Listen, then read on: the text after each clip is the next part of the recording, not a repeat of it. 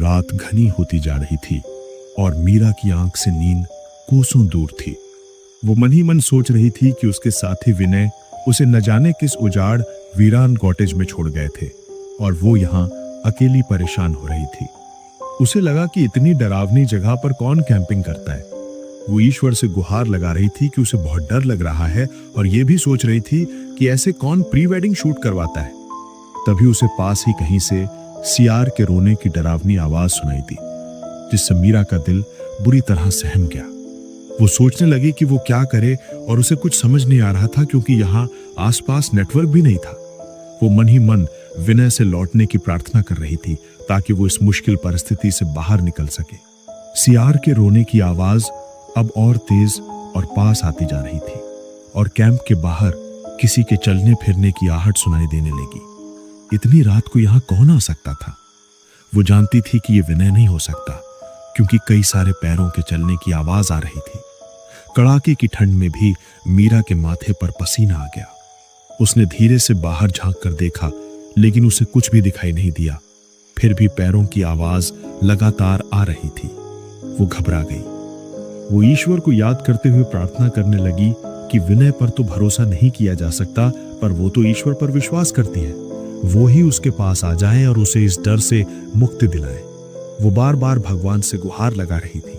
तभी अचानक उसके टेंट का पर्दा फड़फड़ाने लगा और बहुत तेज हवा चलने लगी। हवा इतनी बर्फीली थी कि हड्डियां कपा रही थी। तेज हवा के झोंकों से टेंट उड़ने लगा और मीरा ने टेंट को बचाने की बहुत कोशिश की, लेकिन वो नाकाम रही और थोड़े ही हवा के थप्पेड़ों में टेंट उड़ गया। अब वो खुले आसमान के नीचे थी। टेंट तीन तरफ से आजाद हो चुका था, लेकिन एक खूंटे ने उसका साथ नहीं छोड़ा था और हवा के तेज थप्पेड़ों के साथ मिलकर वो बहुत ही भयानक आवाज पैदा कर रहा था। अब ठंड के साथ साथ डर से भी मीरा का बुरा हाल हो रहा था। उसे लगा कि अब उसका मरना तय है और उसे कोई नहीं बचा सकता। वो अपनी माँ बाप से माफी मांगते हुए ये स्वीकार कर रही थी कि उसने उनकी बात नहीं मानी। वो ये कहते हुए जोर जोर से रोने लगी कि अब उसे कोई नहीं बचा सकता और उसने कभी नहीं सोचा था कि उसकी मौत इतनी दूर आकर होगी। काश उसने अपनी माँ की बात मान ली होती तो आज इस मुश्किल में नहीं फंसती। ठंड की वजह से मीरा की सांसें उखड़ने लगी थीं और उधर जानवरों के रोने चिल्लाने की आवाज और तेज हो रही थी। हवा में ठंडक लगातार बढ़ती जा रही थी। अमावस्या की रात होने के कारण चारों ओर घना काला अंधेरा छाया हुआ था। दूर दूर तक कोई नहीं था और ना ही मदद की कोई आस थी। मीरा को सांस लेने में और भी ज्यादा तकलीफ हो रही थी। एक खूंटे से बंधा टेंट भी उसका साथ छोड़कर जा चुका था। उसे लगा कि कुछ ही पल में उसके प्राण निकल जाएंगे और मरने से पहले वो एक बार अपने माँ बाप को देखना चाहती थी और उन्हें सॉरी बोलना चाहती थी। उसने जल्दी से अपना पर्स खोला और वॉलेट निकाला। वॉलेट में माँ बाप की तस्वीर थी। तस्वीर देखकर मीरा और जोर से रोने लगी।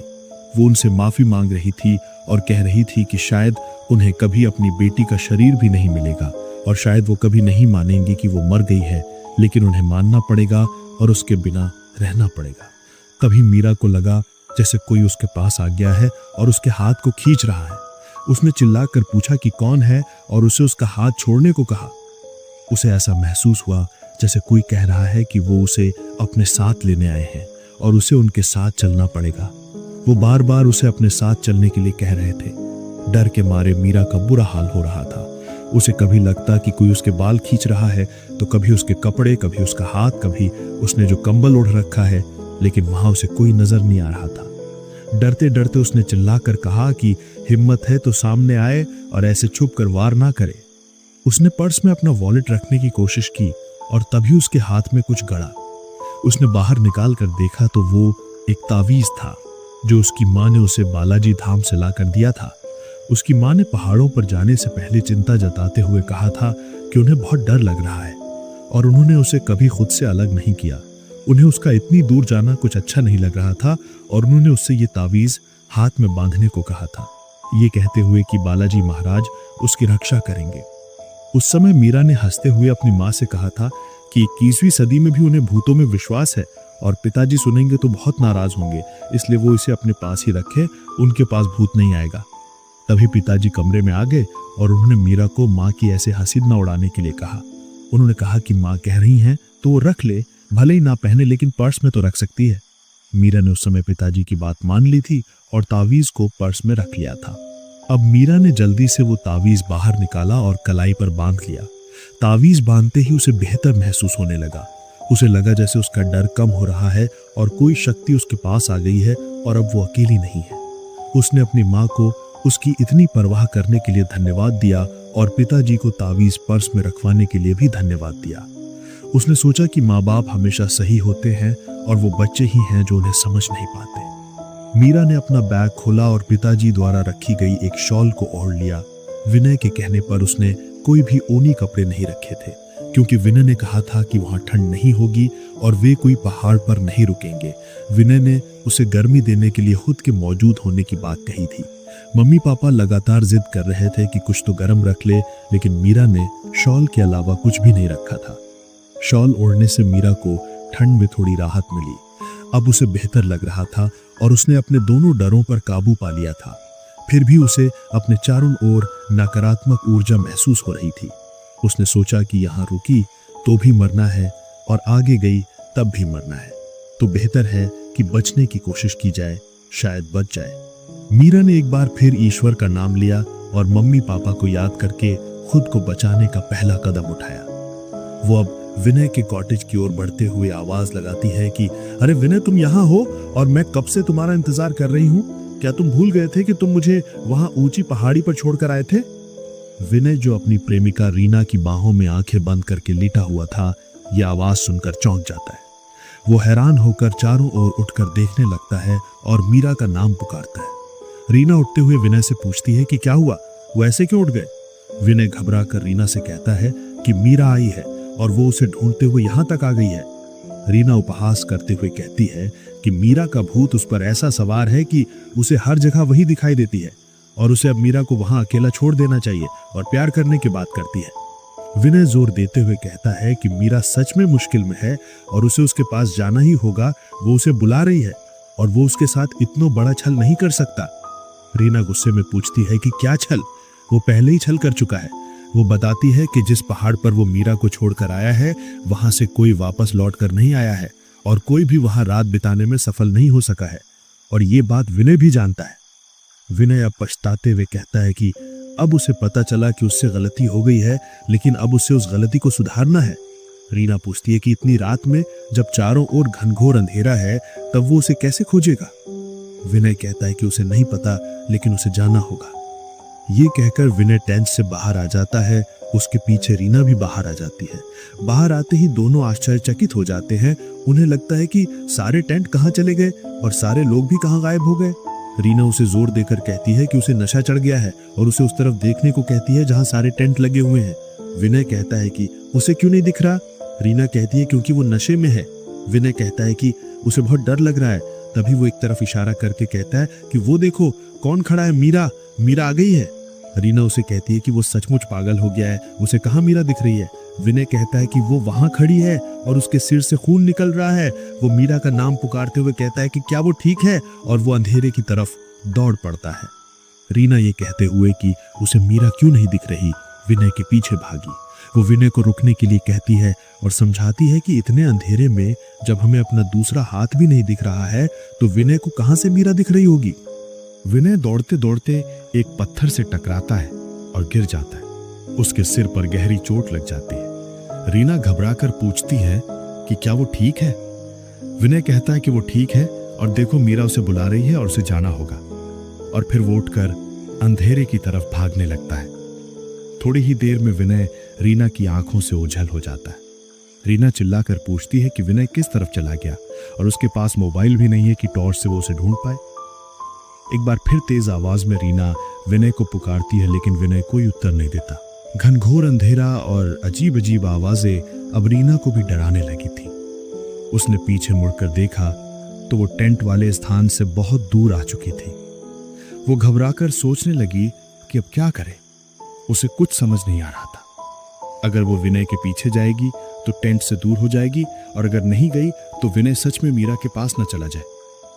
कुछ दूर चलने पर रीना को कुछ आहट महसूस हुई। उसे लगा कि विनय यही है, और उसी दिशा में वो मुड़ गई।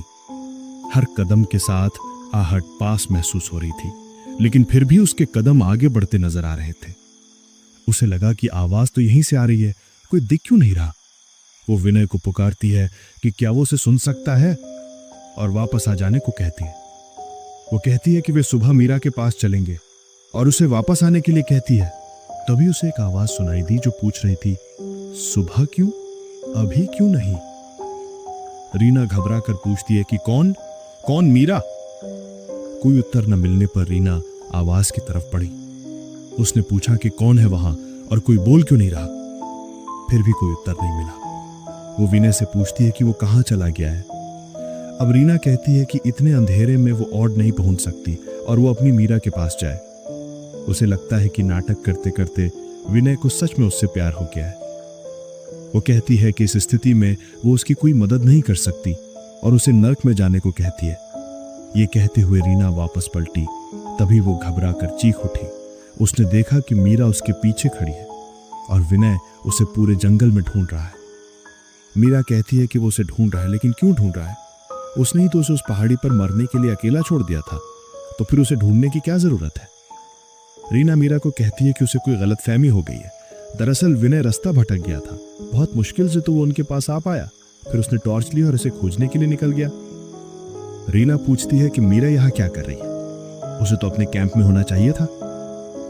मीरा कहती है कि उसे डर था कि विनय अकेले कहीं खो न जाए, इसलिए वो उसके पीछे पीछे आ गई थी। मीरा पीछे पलटते हुए विनय से पूछती है कि क्या रीना सच कह रही है। विनय ने जवाब दिया कि वो माफी चाहता है, लेकिन रीना झूठ बोल रही है। उसने मीरा को जानबूझकर उस पहाड़ी पर अकेला छोड़ दिया था और वो रास्ता नहीं भटका था। वो मीरा से माफी मांगता है। रीना चौंककर पूछती है कि विनय ये क्या कह रहा है। रीना मीरा से कहती है कि यहां बहुत अंधेरा हो रहा है और वे टेंट में चलकर बात करेंगे। मीरा कहती है कि वो रोशनी कर देती है और उसने अचानक से ही वहां रोशनी कर दी, लेकिन वह अंधेरा उजाले से ज्यादा भयानक था। रीना कहती है कि मीरा को कितना खून निकल रहा है और उसकी ऐसी हालत किसने की। वो कहती है कि वो उसका चेहरा भी नहीं देख सकती। मीरा कहती है कि वो विनय का चेहरा देख ले, वो तो उसे बहुत पसंद है। रीना विनय की तरफ बढ़ती है, फिर उसे देखकर ठिठक कर खड़ी हो जाती है। वो कहती है कि विनय को भी इतनी चोट कैसे लग गई और वो उसकी मरहम पट्टी करेगी। मीरा कहती है कि अब वे टेंट नहीं जा सकते। रीना पूछती है क्यों, टेंट क्यों नहीं जा सकते। मीरा कहती है कि वो टेंट उनकी दुनिया का हिस्सा नहीं है। रीना पूछती है तुम्हारी दुनिया। मीरा कहती है हाँ रीना, मैं तुम्हारे विनय को अपने साथ ले आई हूं, अब ये मेरी दुनिया का हिस्सा है। ये सुनते ही रीना अंदर तक कांप गई थी। उसे समझ ही नहीं आ रहा था कि अब वो क्या करे। उस रात जंगल ने 3 जिंदगियां निगल ली, मीरा, विनय और रीना की। कोई पछतावे में खो गया, कोई पाप के बोझ तले दब गया और कोई उस अंधेरे का हिस्सा बन गया जहां से कोई लौट कर नहीं आता। कहते हैं कि उस पहाड़ी पर आज भी किसी के कदमों की आहट सुनाई देती है और हवा में किसी की सिसकियां तैरती हैं। शायद मीरा अब भी किसी को पुकार रही है।